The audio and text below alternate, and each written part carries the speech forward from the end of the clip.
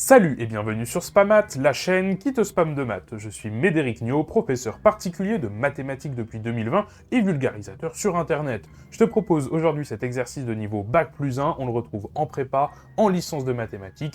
C'est parti, montrer que le centre d'un anneau est un anneau. C'est quoi le centre d'un anneau? Je l'ai noté ici, si tu ne connais pas la définition, il faut le savoir, hein. Bon, c'est pas grave si tu ne la connais pas maintenant, mais au moins voilà, c'est noté. Le centre d'un anneau, c'est l'ensemble des éléments de l'anneau qui commutent avec tout le monde. Si vraiment je dois l'expliquer en français, c'est ça, hein. L'ensemble des x dans A, tel que pour tout petit a, ax égale xa. Donc l'ensemble des éléments qui commutent avec tout le monde. C'est ça, le centre d'un anneau. On se doute évidemment que si l'anneau est commutatif, évidemment, le centre de l'anneau, c'est l'anneau tout entier, lui-même, hein, on est d'accord. Mais dans le cas général, si l'anneau n'est pas commutatif, le centre de l'anneau, ce ne sera pas l'anneau, ce sera autre chose.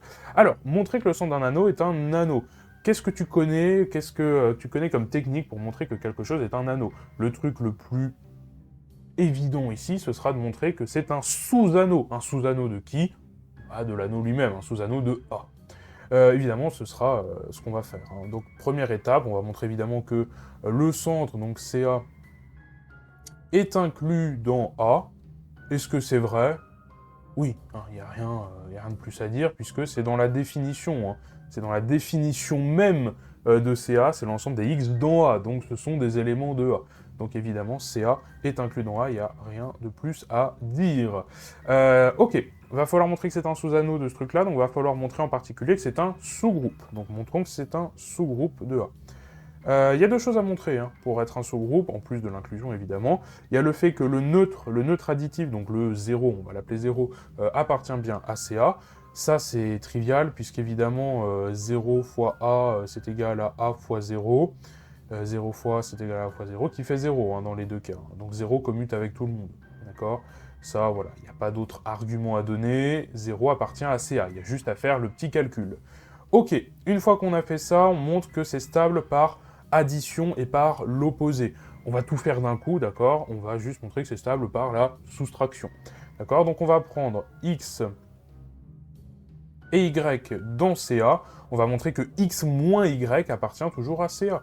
Pour ça, ce qu'on va faire, c'est qu'on va prendre x moins y qu'on va multiplier à un élément petit a. On va montrer que ça commute. Donc allons-y, on fait la distributivité ici, on distribue le a hein, par distributivité à droite. J'aurais pu commencer à gauche d'ailleurs, tu sais quoi, ouais, on va le faire à gauche pour suivre en fait l'ordre ici de définition. Ça change rien, on est d'accord, ça change strictement rien, c'est juste d'un point de vue sémantique pour suivre l'ordre qui est indiqué ici. Ça va être donc par distributivité à gauche, du coup, cette fois-ci, AX moins AY, ça c'est la distributivité, il faut bien le dire quand même, hein, les arguments qu'on donne à l'oral, il faut quand même le dire. C'est AX moins AY, d'accord? Alors, X et Y, ils sont dans le centre, donc ils commutent avec tout le monde pour la loi multiplicative. Donc, X commute évidemment avec A, d'accord? Ça fait donc XA. Et attention, ici, A, Y, ça commute aussi, vu que Y est dans le centre, donc il commute avec tout le monde, y compris avec A également, donc, hop, ceci, on peut le réécrire YA. Et là, on peut conclure directement, ce truc-là, on a reconnu, hein, c'est évidemment X moins Y fois A. Et c'est terminé, on a montré que X moins Y commute avec A, et donc X moins Y, le A il est quelconque, évidemment, on l'a pris quelconque, donc le X moins Y appartient bien au centre de l'anneau, donc X moins Y appartient bien à CA. Ok, et ça c'est gagné, on a montré que c'était un sous-groupe. Bon, le fait d'être un sous-groupe, ça ne suffit pas, il va falloir montrer que c'est aussi un sous-anneau. Alors, je ne vais pas préciser, mais c'est un... Évidemment, ça marche pour la loi multiplicative, évidemment, la commutativité, puisque, évidemment, la loi additive, elle est forcément commutative, hein, puisque c'est en particulier un groupe abélien, d'accord? Pour avoir un anneau, il faut avoir un groupe abélien, un groupe commutatif, donc ça n'a aucun sens de parler du centre pour la loi additive, ça n'a aucun intérêt, surtout. Donc c'est pour ça qu'on le fait pour la loi multiplicative. Et donc c'est là qu'on va s'intéresser surtout à la loi multiplicative, justement, de notre anneau, c'est pour montrer que c'est un sous-anneau cette fois-ci. Il y a deux choses à montrer en plus de ce qu'on a déjà montré. Montrer que le neutre de la loi multiplicative, cette fois-ci, appartient au centre de l'anneau, donc montrer que le 1, ce qu'on va appeler 1, appartient bien à CA. Est-ce que c'est vrai ça? Bah oui, hein, 1 fois A, ça fait A, ce qui est pareil que A fois 1, ce qui est égal à A. Donc évidemment, le 1, il appartient bien au centre de l'anneau. Voilà, pas très difficile. Maintenant, on va faire la même chose que ce qu'on a fait pour le sous-groupe ici, mais cette fois-ci pour la loi multiplicative. Donc allons-y, on va prendre xy dans CA, et on va montrer cette fois-ci que quoi? Que x fois y appartient à CA. Alors ici on avait fait la soustraction parce que ça devait être stable aussi par l'opposé. Attention, ici on ne sait pas si les éléments sont inversibles parce qu'on n'a pas forcément un corps, d'accord? On a juste un anneau, donc les éléments ne sont pas forcément inversibles. Donc il n'y a pas besoin de vérifier que x puissance moins 1 appartient à CA, d'accord? Puisqu'on ne sait même pas s'il existe ce x puissance moins 1. On va juste vérifier que x fois y appartient à CA. Pour ça, ce qu'on fait, c'est qu'on va à nouveau prendre un petit a dans grand A. Donc c'est parti, et on regarde ce qui se passe pour a facteur de x fois y. D'accord? Et on va montrer qu'on peut commuter tout ça. Alors comment faire? L'idée, ça va être de passer le a à droite. Donc en fait, on va parenthéser l'expression, on va faire plusieurs petites étapes pour transférer ce a, pour que ce a, il bouge d'étape en étape, et qu'il bouge, qu'il se déplace à droite. Alors c'est parti, on va reparenthéser l'expression. Pour qu'on ait le droit de faire ça, c'est l'associativité de la loi multiplicative qui nous permet de le faire.